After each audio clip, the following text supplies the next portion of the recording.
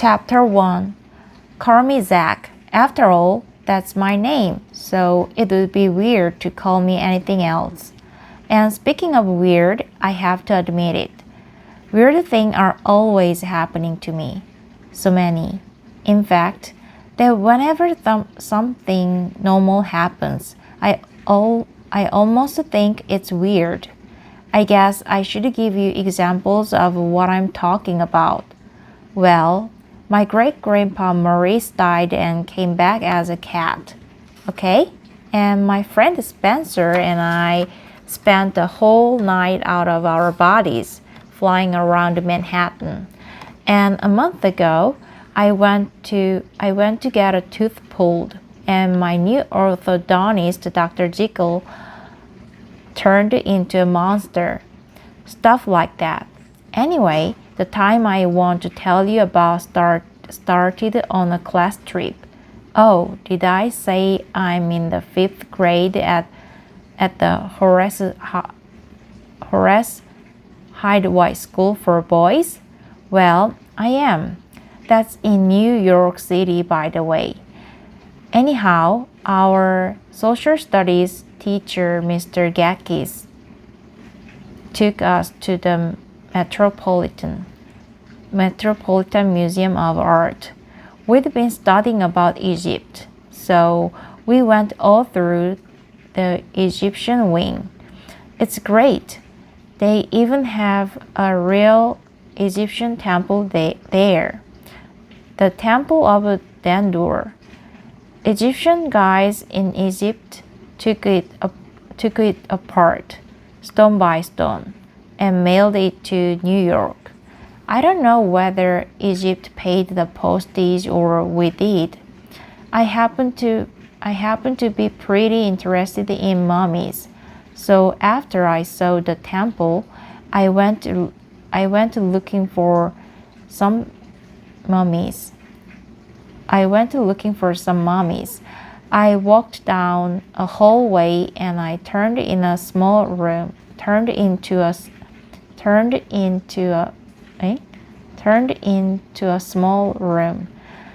Was there a mummy in it? No. But there was a real live woman. She was kneeling on the floor.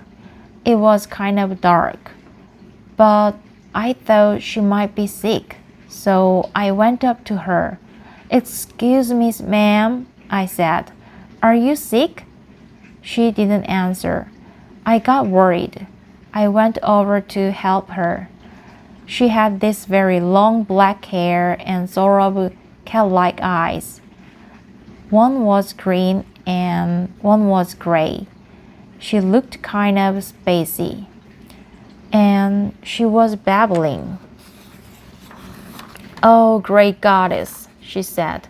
"The time has come. I'm ready." I couldn't see any goddesses. "Ma'am, are you okay?" I asked. I tugged at her arm. She had on this heavy gold bracelet with a stone scarab on it. A scarab? In case you haven't studied about Egypt yet, it's a kind of beetle. The lady didn't answer me. "Oh, goddess," she said, "your humble servant is here." Then she closed her eyes.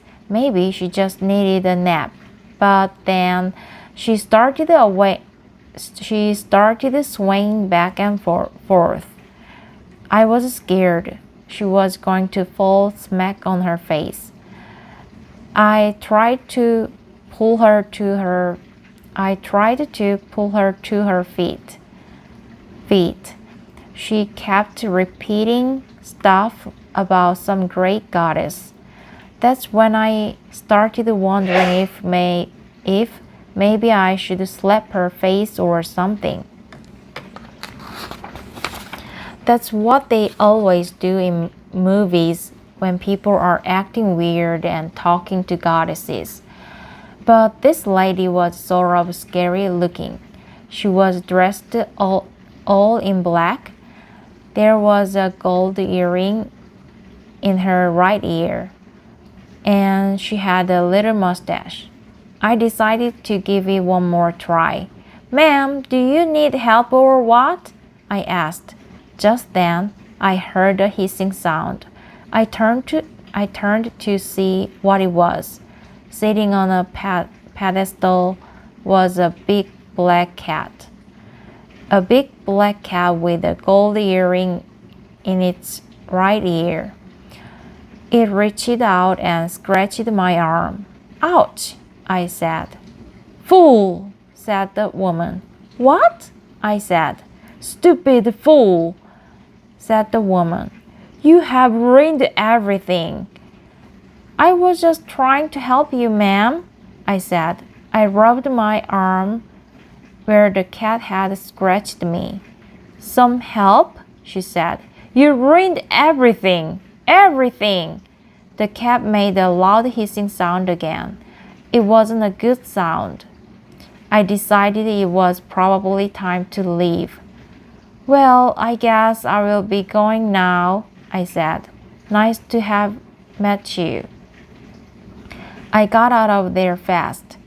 I ran down the hallway. A minute later, I found my class. "What happened to your arm?" asked Mr. Gackis. "A cat scratched me," I said. "A cat?" said my friend Spencer Sharp. "What cat?" "A big black one," I said, "with a gold earring." "They don't allow cats in here," said Vernon Mantifull. Vernon is not my friend, even though I did once help him get rid of a ghost in his apartment. But that's a whole other story. "You want to bet?" I said. "Sure, I will bet you $1,000, said Vernon. Vernon is very rich, and he always makes sure you remember that. "I won't bet you $1,000, I said, "but I will prove it. Come on." I led the class and Mr. Gackis back to the place where I'd seen the strange lady and the big black cat. There was nobody there, no big black cat, no babbling lady. "See?" said Vernon. "There's nobody here. You owe me $1,000. "They were here just a minute ago," I said. "The cat was right there." I pointed to the pedestal. Only now, instead of a real cat, there was a statue of one. It was black but made of smooth stone, and it had the same gold earring in its right ear. I shook my head. 2 minutes ago, that statue was a real cat, I said. "I have the scratch to prove it." "Oh, right," said Vernon. "Come, Zack, said Mr. Gackis. "Let's forget about cats and do something for that scratch." Mr. Gackis reached in his backpack and pulled out a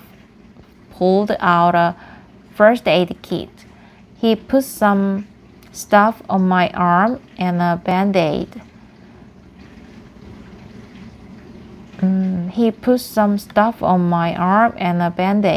"There," he said. "Now that scratch won't trouble you anymore." Mr. Gackis didn't know how wrong he was.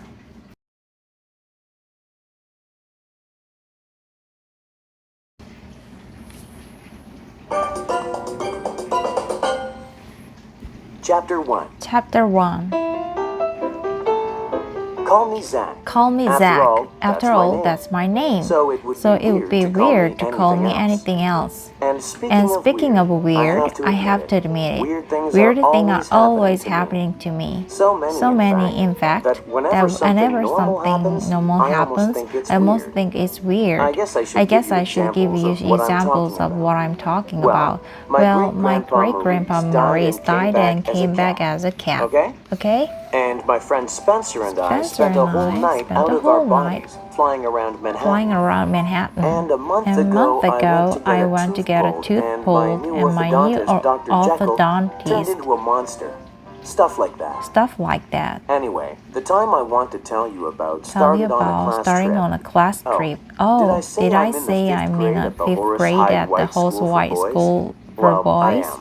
That's in New York That's City, in New by York the way. City, by the way. Anyhow, Our social studies teacher, Mr. Gackis, took us to the Metropolitan Museum of Art. We've been studying about Egypt, so we went all through the Egyptian wing. They even have a real Egyptian temple there. Egyptian temple the Temple there. of Dendur. Dendur. Egyptian guys in Egypt took it apart, Stone by stone, and mailed it to New York. I don't know whether Egypt paid the postage, or we did. I happen to be pretty interested in mummies. So after I saw the temple, I went looking for some mummies. I walked down a hallway and turned into a small room. Was there a mummy in it? No. But there was a real live woman. She was kneeling on the floor. It was kind of dark. But I thought she might be sick. So I went up to her. Excuse me, ma'am. Are you sick? She didn't answer. I got worried. I went over to help her. She had this very long black hair and sort of cat-like eyes. One was green and one was gray. She looked kind of spacey. And she was babbling. Oh, great goddess, she said. The time has come. I am ready. I couldn't see any goddesses. Ma'am, are you okay? I tugged at her arm. She had on this heavy gold bracelet with a stone scarab on it. A scarab, in case you haven't studied about Egypt yet, is a kind of beetle. The lady didn't answer me. Oh, goddess, she said. Your humble servant is here. Then she closed her eyes. Maybe she just needed a nap. But then she started swaying back and forth. I was scared she was going to fall smack on her face. I tried to pull her to her feet. She kept repeating stuff about some great goddess. That's when I started wondering if maybe I should slap her face or something. That's what they always do in movies when people are acting weird and talking to goddesses. But this lady was sort of scary looking. She was dressed all in black. There was a gold earring in her right ear, and she had a little mustache. I decided to give it one more try. Ma'am, do you need help or what? I asked. Just then I heard a hissing sound. I turned to see what it was. Sitting on a pedestal was a big black cat. A big black cat with a gold earring in its right ear. It reached out and scratched my arm. Ouch, I said. Fool, said the woman. What? I said. Stupid fool, said the woman. You have ruined everything. I was just trying to help you, ma'am, I said. I rubbed my arm where the cat had scratched me. Some help, she said. You ruined everything. The cat made a loud hissing sound again. It wasn't a good sound. I decided it was probably time to leave. Well, I guess I'll be going now, I said. Nice to have met you. I got out of there fast. I ran down the hallway. A minute later, I found my class. What happened to your arm? Asked Mr. Gatkis. A cat scratched me, I said. A cat? Said my friend, Spencer Sharp. What cat? A big black one, I said, with a gold earring. They don't allow cats in here, said Vernon Manteuffel. Vernon is not my friend, even though I did once help him get rid of a ghost in his apartment. But that's a whole other story. You want to bet? I said.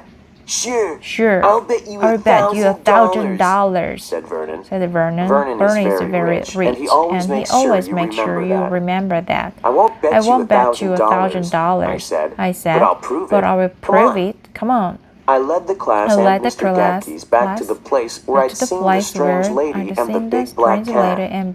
There was nobody there. No big black cat. No babbling lady. See, said Vernon. There's nobody here. You owe me $1,000. They were here just a minute ago. I said. The cat, The cat was right there. Right there. I pointed to the pedestal. Only now, instead of a real cat, there was a statue of one. It was black, but made of smooth stone. And it had the same gold earring in its right ear. I shook my head. 2 minutes ago, that statue was a real cat. I said.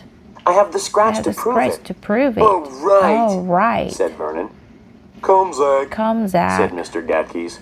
Let's forget about cats and do something for that scratch. Mr. Gatkeys reached in his backpack and pulled out a first aid kit. He put some stuff on my arm and a band-aid. He said, Now that scratch won't trouble you anymore. Mr. Gatkeys didn't know how wrong he was.